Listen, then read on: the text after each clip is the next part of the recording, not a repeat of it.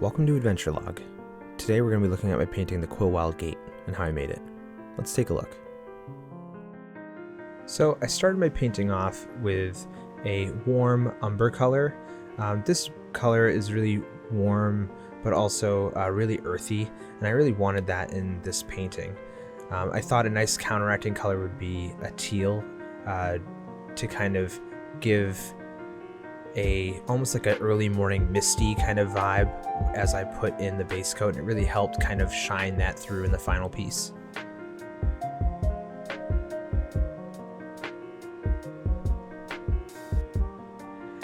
I knew I wanted this piece to be really dark and moody, so I already started blocking in a lot of really dark shadows and spots, and really started establishing early on where I wanted all those to be. I also began to kind of coat in more dark aqua tones in the background, trying to keep the warm more towards the front, keeping the umber shining through towards the central figure. I feel like that warmth kind of helps highlight that figure more.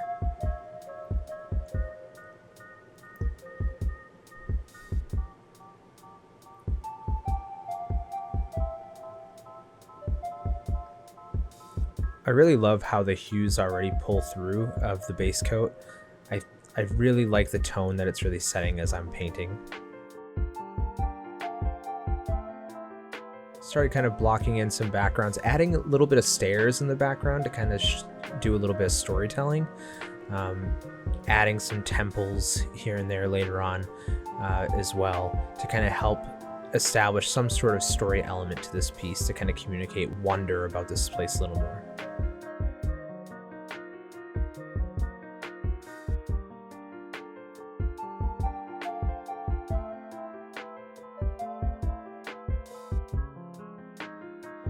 The main issue I had with this piece was initially I wasn't sure about the scale. If the wizard in the front was not reading accurately with the piece. Given that the statue is of a person, it kind of is jarring initially. But I think what helps sell that scale is keeping everything, the proportions the way they are, but also adding some trees that seem a little smaller in proportion to the other larger trees that are surrounding the statue and the forest, to kind of also bring the scale down a little bit towards the subject.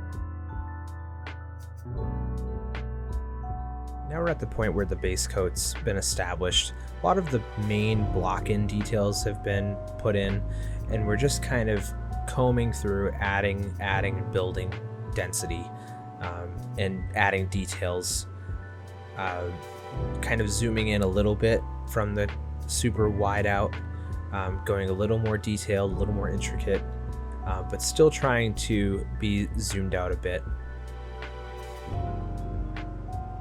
I also made some adjustments to the lighting, put a really dark, like aqua blue-green color over the whole piece and erased in the central figure. I really feel like this helped make a nice vignette and really sell that misty mountain forest moody vibe that I was hoping to go for even when I was doing my base coat. Started to block in some of the details. With the base coat of this statue, I didn't want to just do gray. A lot of the time when people paint statues and stuff, they just kind of do one color and then kind of texture on top, but stone kind of tends to age differently in different spots due to exposure to like weather and mildew and all this stuff. So I added splotches of green throughout, and yellow and browns, just to kind of sell the aging process of this stone a little more, and adding that as like the base coat with like the grayer tones kind of help sell that. Even as I do the final details of it, you can see it kind of come through a bit more.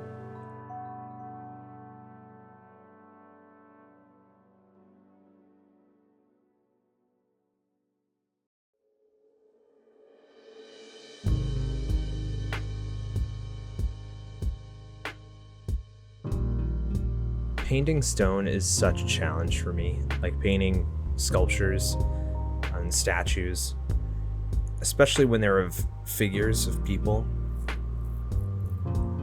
because you want to find this happy medium between the realism and the detail of a figure being sculpted, but also convey that it is an inanimate object. So you kind of really have to balance your textures and your lighting in a slightly different way than you would just a figure or just a rock. It's just a weird thing that I couldn't get my head wrapped around for a while. So it took a couple tries with various paintings, and I think I finally got it with the last couple, including this one.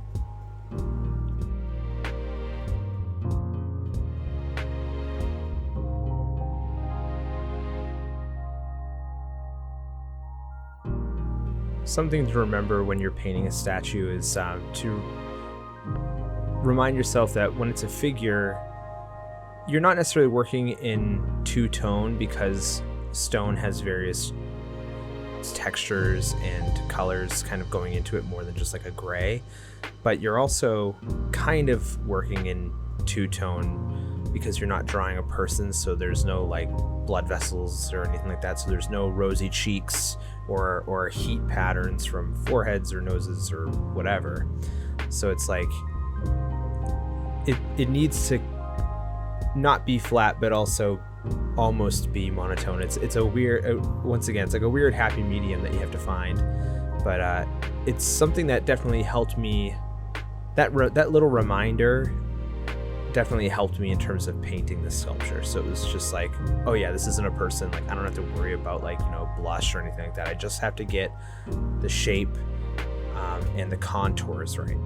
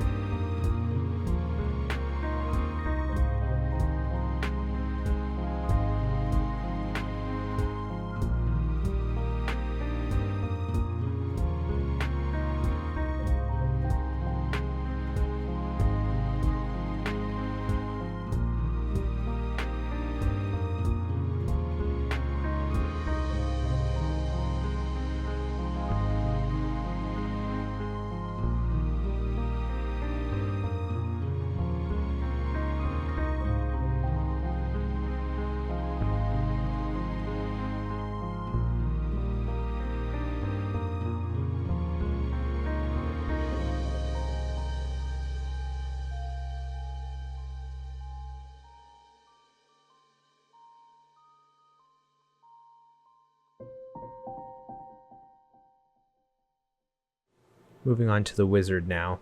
I didn't want her to be a standout in the painting. I wanted her to really be more secondary, almost kind of hidden in the image, almost one of the last details that you may notice. Because I wanted the focal point to still be that statue. This is artwork for a card that is about this location, is about this statue. So she is not the primary figure in this painting at all. So I really covered her with a lot of shadows, just really made her set back a lot. But I felt like it added a nice little story element to this piece, an exploration element to this piece that I really liked. I also continued to add the moss, adding more moss and growth onto this statue, really sell how quick and how rapid this growing process is, this blight is in this world. But I felt it really important to add flowers as well, to kind of show, like, in a really subtle way that something is fighting back against it. Maybe it's the revered deity, the statue herself, somehow fighting back against it. Or maybe it's just the heroes themselves kind of being represented that way with these flowers.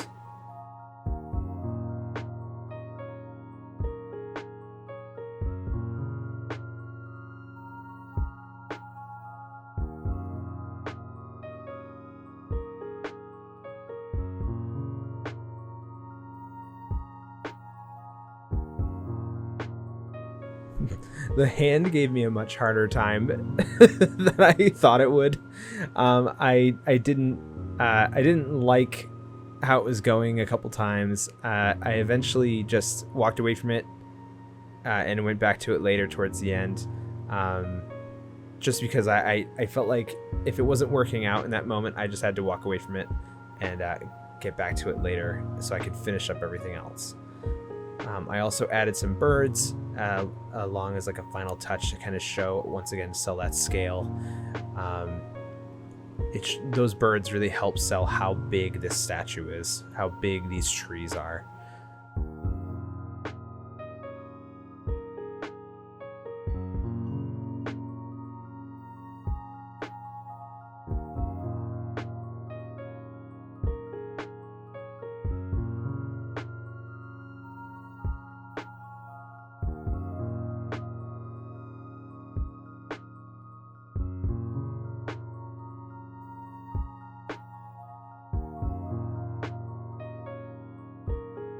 It's always fun to try to tell a story with a single picture, to really sell a narrative without saying anything.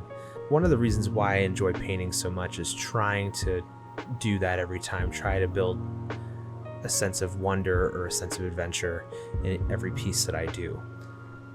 I really hope you enjoyed this piece as much as I did. Thank you so much for watching, and keep creating.